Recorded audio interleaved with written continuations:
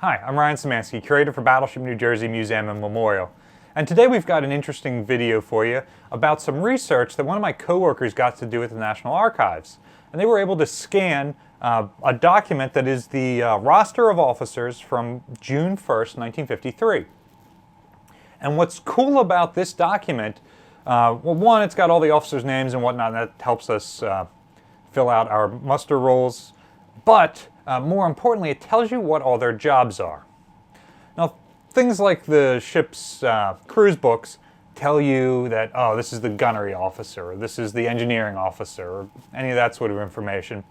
But that wasn't the only job that the officers on the ships had. So it's really interesting to see what other jobs were assigned out, and who gets them. Like, which officers are in charge of which weird things. Their normal assigned task is usually what they're doing in combat. But combat is such a small fractional part of the life of a ship that they have tons of other jobs to do when they're not in combat. So let's go through this list, and if you want to go along with us, there's a link to it copied down below. Again, this document is just out of the National Archives. So for example, the commanding officer, his collateral duty is in morale, and his duties in training for are higher command. So the ship's captain is training to become an admiral, and 18 out of our 19 commanding officers do eventually get promoted to admiral.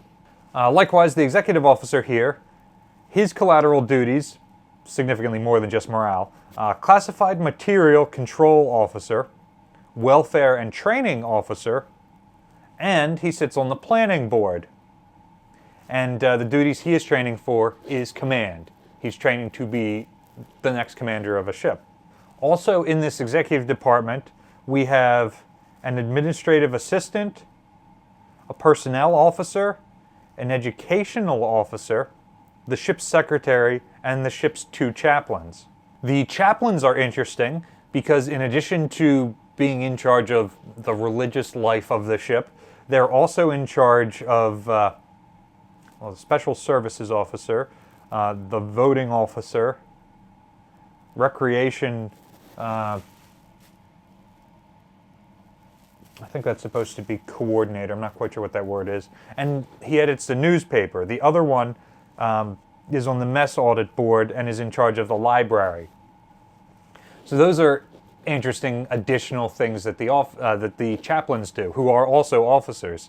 At this time we have one who is a commander and one who is a lieutenant, so a relatively senior one and a relatively junior one. They are not training for any duties. As staff officers, they will be chaplains through their whole Navy career. They're not in the line of command for the ship, training for whatever that next position up is, like we've seen in other places. Next, we've got the operations department. These guys are all line officers, so they're all training for becoming the next job up, essentially. And some of these are interesting. Some of them are division officers. You got the CIC officer, communications officer. It's interesting, the lieutenant in charge of CIC is also the all-weather air traffic controller. And that's the only one I'll talk about on this page because this document is 12 pages long. Page 3 is more operations officers, so you can see that these are primarily communications and electronics type folks. On page 4 we've got the navigation department and the gunnery department. I have to say that while it's interesting seeing what the primary duties are, what their assignments are, like these guys would call themselves the gunnery officer, the anti-aircraft control officer, it's the collateral duties that are more interesting here. Especially some of them sit on boards. Like one of these guys is stuck on the void inspection board, having inspected a few boards. That's not a fun one, but he's just a JG. So, meanwhile, the JG on the top of the list on page 5, he only has to serve on the wardroom mess audit board. So the void inspection board, that sounds like a much better board to be assigned to. I wonder if he's an admiral's son. Oh, this one's interesting. The ensign who is the 4th Division junior officer and junior officer of the deck is the Rec Fund custodian. So that's all the money in the welfare and morale fund for when the crew is on liberty. The ship will organize things for them to go ashore and do. And it's probably one of the chaplains that's doing that actual coordination, although one of these other ensigns is the transportation officer. He's probably also coordinating transportation when guys are temporarily detached to go do training or things like that, have to get from somewhere to wherever a school is. Oh, this is my favorite one on the whole sheet. This ensign that is the 7th Division Junior Officer is the baseball officer.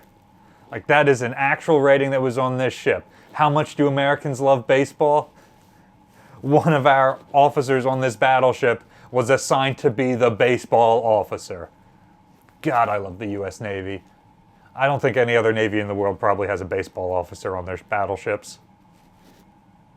The commander of the Marine Detachment, who's also the Heavy Machine Gun Control Officer, is the Cigar Mess Audit Board and the Athletics Officer. On page 9, you can see some of the engineering department guys. It's interesting to me just how many of these guys are damage control officers.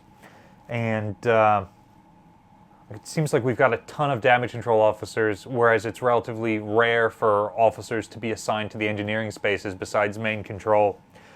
So it's interesting that that is how the breakdown of duties goes. On page 10, the senior medical officer, he is the Commander 7th Fleet's medical officer as a collateral duty.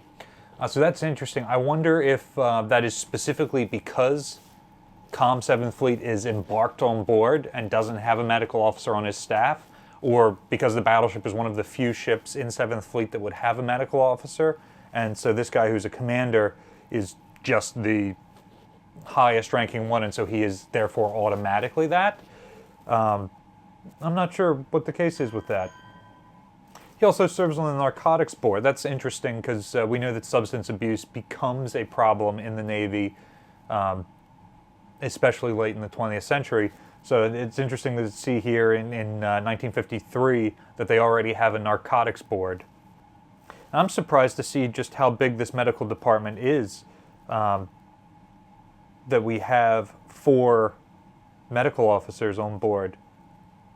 One of them seems to be administrative, so I'm not sure that he's an actual doctor, but the other 2, the assistant medical officers, probably are. So I wonder if one of these guys, because I've always heard we had 2 dentists, 2 doctors, 2 priests, depending on what sort of treatment you needed. So I wonder if this senior medical officer that's on Com 7th Fleet staff is with the staff as opposed to with ship's company. That said, it looks like we have 3 dental officers too, so that is the cool thing about this being a dated document. What you see here is true only for this period in time. It doesn't mean that in the 80s, if you were the senior doctor on board, that you're also serving on the narcotics board, although that one seems like a good fit. It doesn't mean that whatever billet that one ensign was filling always gets to be the baseball officer. So we're seeing a snapshot here, and my information, probably from 80 sailors, that we would have had 2, 2, and 2, clearly wasn't true in the 50s when we seemed to have 2 chaplains, but 3 doctors and dentists. So that's the end of the document. Which of these duties do you think are the coolest? Which ones would you want if you served on board? Let us know in the comment section down below. Battleship New Jersey receives operating support from the New Jersey Department of State, also from a number of other businesses and private individuals like yourselves. Your support allows us to go out and do this kind of cool primary source research, which is why we also try to share it with you as soon as we can. You can also support us by liking, sharing, and subscribing so more people find about the museum and our channel. Thanks for watching.